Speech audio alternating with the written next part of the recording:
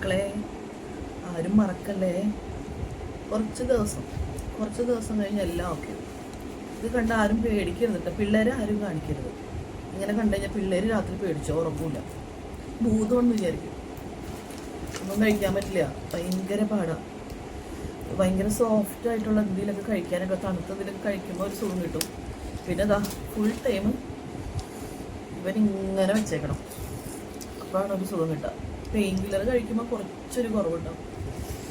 നല്ല ഒടുക്കത്തെ വേദനയാണ് മക്കളെ. ഇതൊക്കെ ഈ ഒരു അവസ്ഥ ഉണ്ടോ?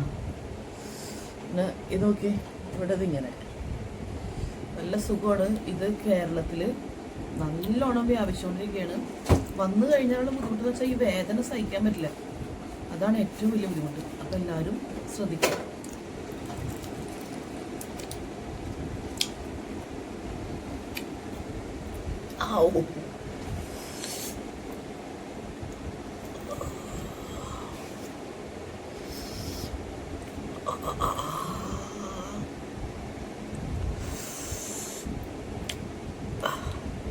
നല്ല സുഖം,